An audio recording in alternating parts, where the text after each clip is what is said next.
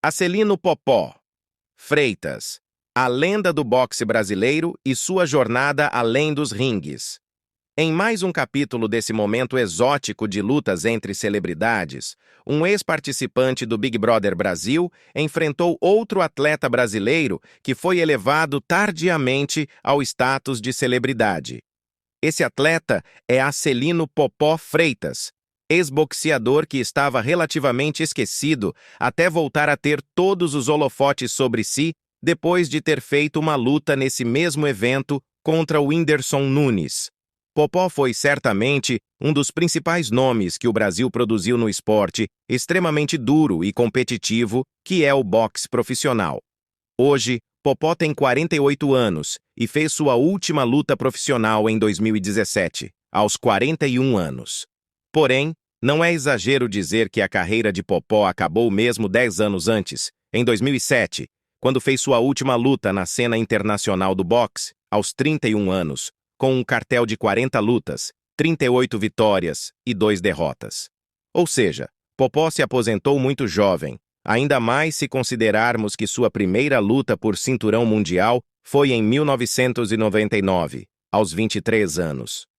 Nesse tempo, Popó foi primeiro campeão do superpenas 2 vezes e depois foi campeão dos leves, categoria de muita relevância, também 2 vezes. Porém, nas 2 ocasiões, foi derrotado na mesma primeira defesa de cinturão, suas 2 únicas derrotas. Porém, o boxe não é apenas sobre títulos. Existem várias federações com diversas categorias de peso e o importante mesmo é quem você enfrentou e venceu. Nesse sentido, Popó tem vitórias notáveis sobre Joel Casamaior, em uma luta muito apertada por decisão dividida, e sobre Arthur Grigorian, que reinava há muitos anos no peso leve, mesmo sem nunca ter sido exatamente uma estrela, se aposentando pouco depois dessa luta. Popó, nesse momento, chegou a entrar nos rankings peso por peso em publicações como The Ring e ESPN. Porém, o nome mais conhecido no currículo de Freitas foi Diego Corrales, que lhe entregou a primeira derrota da carreira. Quem era Acelino dentro do ringue?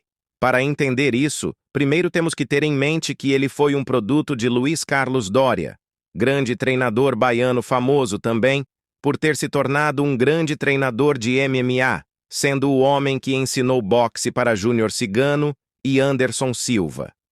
Popó carrega várias características de outros alunos desse treinador, como a base baixa e longa, a mão da frente baixa, o foco no footwork e movimento de cabeça, além de um certo desinteresse por socos em linha reta.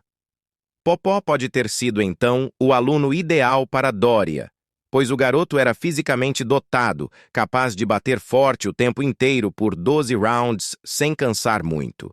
Boxeadores são acostumados a lutar economizando energia, afinal são 36 minutos em lutas por cinturão.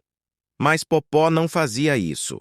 Ele frequentemente já estava lançando a mão direita desde os primeiros segundos de luta. Popó frequentemente ia para o ataque e era visto como um boxeador selvagem, um slugger, mas suas melhores performances vieram quando ele foi colocado na defensiva, onde seu footwork brilhava. Popó era apaixonado pelo seu poder de nocaute e, com isso, ele parecia não reconhecer que a sua maior virtude era sua movimentação.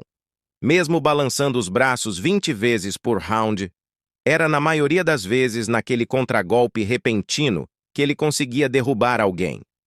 Enquanto Popó começava a ficar previsível na ausência de um bom jab, curiosamente ele passou a usar mais este nas lutas que fez depois da primeira aposentadoria. Popó sofreu a segunda derrota para Juan Dias em 2007, porém este nem precisou derrubá-lo. Popó desistiu antes. O jeito como Popó perdeu as 2 lutas fez com que ele tivesse uma reputação ruim entre os fãs americanos. Mas, nessa luta contra Dias, Popó também já não tinha o mesmo footwork de antes.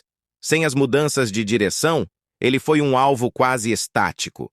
Quando Popó voltou de 5 anos parado, dedicado a uma carreira política irrelevante, muitos se perguntaram como, com tamanho talento, ele havia parado tão cedo. Popó estava satisfeito. Ele já era o boxeador mais famoso na história do Brasil, mais famoso que o grande Éder Joffre, que morreu esquecido por nós enquanto lá fora ele frequentemente era citado como um dos maiores pesos galos de todos os tempos. Popó, por outro lado, foi esquecido pelos fãs de boxe, mas continuou sendo objeto de notícias e fofocas, até estourar de novo como celebridade depois de começar a participar dessas lutas contra outras celebridades.